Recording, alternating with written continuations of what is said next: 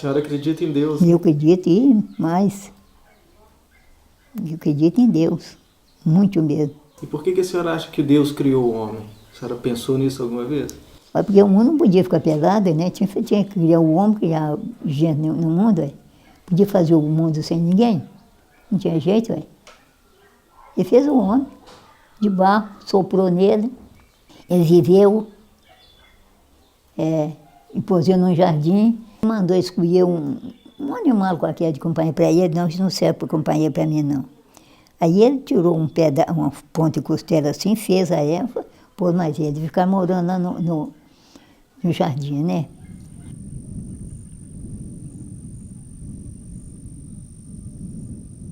Primeiro tem que definir o homem, e agora ficou muito difícil. Será que vamos chamar o homem o Homo sapiens, que é saber que apareceu entre 150 mil e 200 mil anos atrás? Ou o primeiro representante do que nós chamamos gênero Homo, mais ou menos 2 milhões, um pouco mais de anos atrás, os primeiros hominídeos há 4 milhões de anos atrás. Qual é a definição? É cada vez mais difícil dizer o que é o homem. Nós temos que escolher, mas isso é uma escolha nossa, não é que existe o homem ou não existe o homem.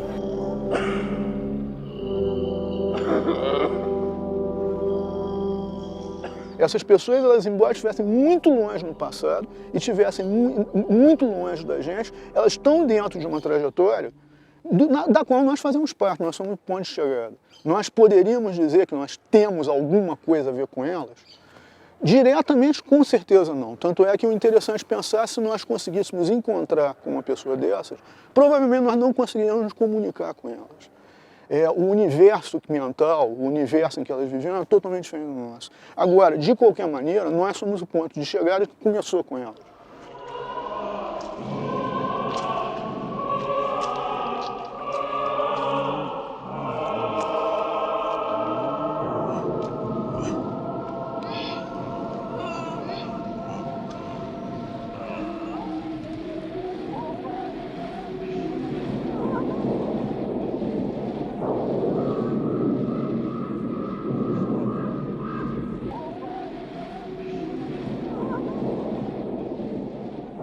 O arqueólogo é um profissional da área de ciências humanas que trabalha, que foca o homem e a sua cultura material. Então, tem um tipo de escavação diferenciado da paleontologia, porque entra a atividade humana, a intencionalidade, a construção.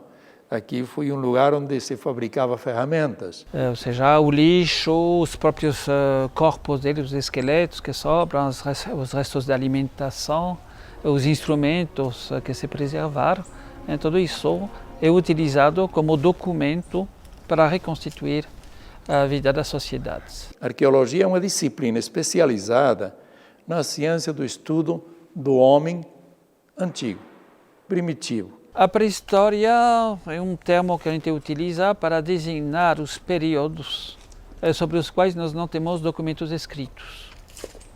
Agora, a arqueologia, ela é, portanto, o único meio de documentar esses períodos.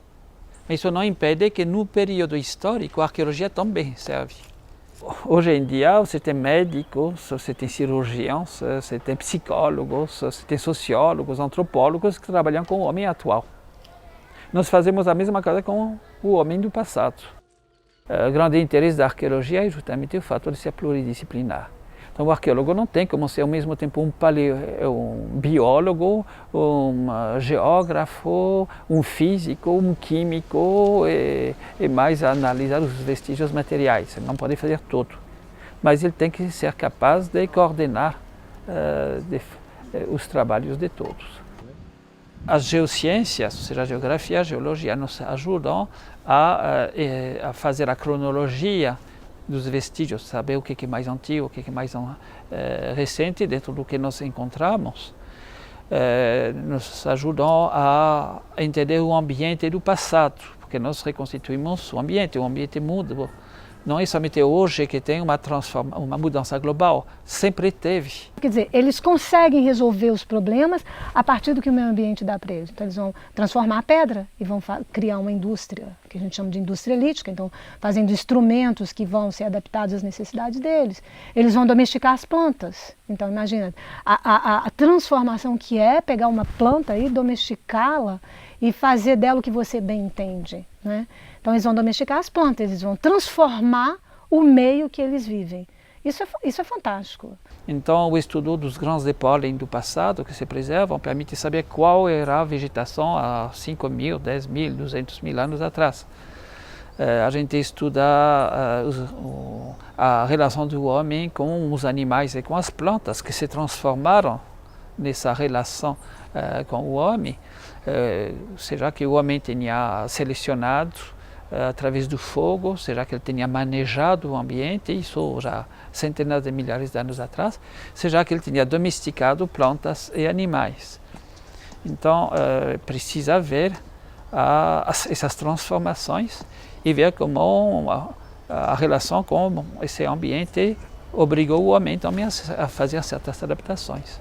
Bom, primeiro, os instrumentos de madeira, ou de palha, etc., vão ser encontrados somente em lugares absolutamente excepcionais. Então, por isso que a gente fala da idade da pedra.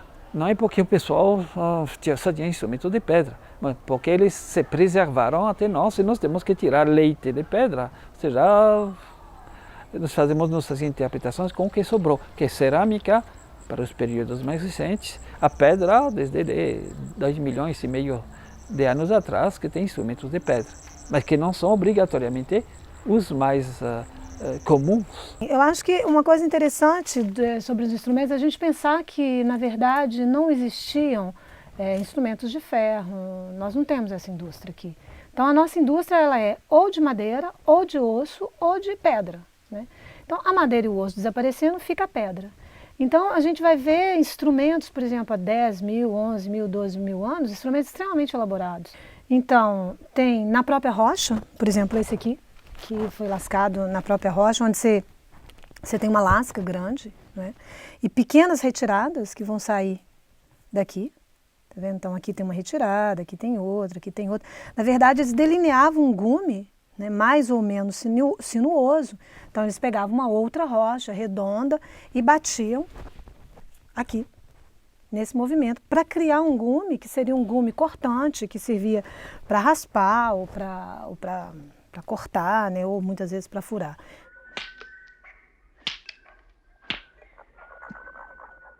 Num abrigo do Rio Peruaçu, você vai encontrar as fogueiras, você vai encontrar folhas de tabaco colocadas para secar, você vai encontrar restos de dejeções, você vai encontrar os parasitas intestinais dentro de um corpo mumificado naturalmente, você vai encontrar arte rupestre, etc. Ou seja, você não pode dizer se encontra isso ou aquilo.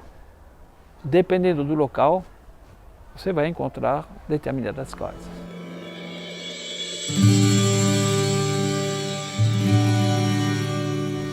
Bom, houve várias missões arqueológicas em Minas Gerais, deixando de lado o trabalho mais individual de Peter Lund.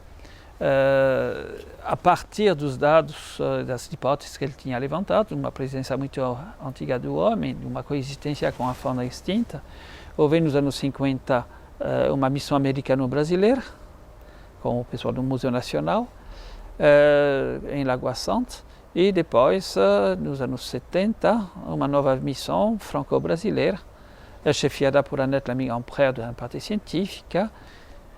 Então, de 71 a 77, né, teve essa missão que trabalhou em Lagoa Santa, que fez umas primeiras prospecções na região de Montalvânia.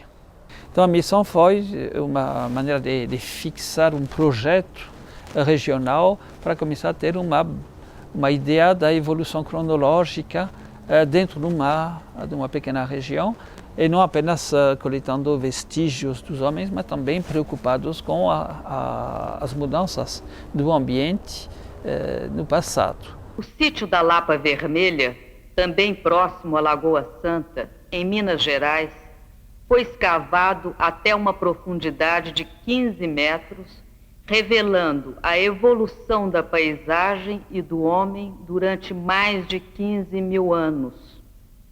A descoberta adquiriu particular importância porque foi a primeira vez na América do Sul que se pôde verificar a antiguidade de obras rupestres. Lapa Vermelha, que foi a base de Annette Flaming-Amprère, obviamente, todo mundo lembra do descobrimento de um esqueleto que se mantém, se não o mais antigo, pelo menos um dos mais antigos, não se sabe exatamente, é da América.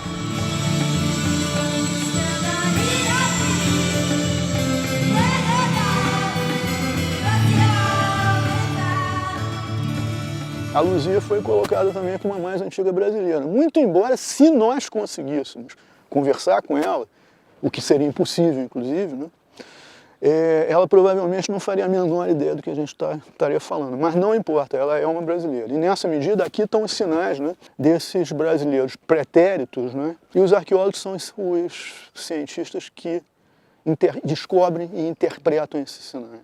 O esqueleto de Luzia é um só, né? Tem até americanos que falam, bom, ela tem essas características, mas podia ser características individuais. Bom, Santana do Riachão, a gente mostra que são dezenas de pessoas na mesma época dela, um pouquinho mais recente, que têm as mesmas características. Portanto, ela é representativa, ela não é um fenômeno isolado. Então isso já leva a conclusões muito diferentes sobre o que poderiam ter sido os primeiros americanos. Então, esse sítio ele tem uma importância, né, porque as ocupações são bem antigas.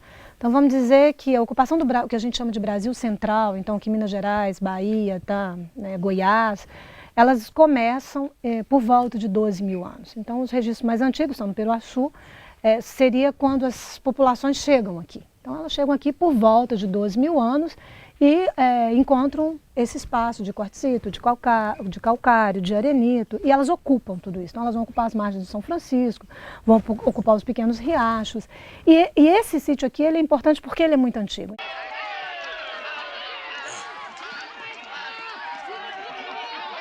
No passado também tinha populações diferenciadas. A população dita de Lagoa Santa também tinha uma grande homogeneidade, era diferente de outras populações de Homo sapiens, embora fosse da mesma espécie. A gente sabe agora que essa população ela corresponde a uma onda, vamos dizer, de imigração na América que é muito antiga, talvez a mais antiga de todas. E que ela é bastante diferente em termos de aspecto, como um chinês é diferente de um sueco em geral, né? Ela é bastante diferente dos indígenas atuais, que pertencem a uma outra população, que a gente fala mongolizada, que é mais próxima aos asiáticos atuais. Bom, então, tem uma discussão para saber se a população de Lagoa Santa se transformou naquelas populações mongolizadas, de tipo, vamos dizer, asiático, ou se elas foram extintas ou absorvidas por novas ondas migratórias vindas da Ásia. Isso, por enquanto, nós não sabemos. Então, o problema atual é saber o que ocorreu com o homem de Lagoa Santa e como que chegaram aqueles mongoloides. Então, foi uma transformação, uma evolução, ou foi uma substituição?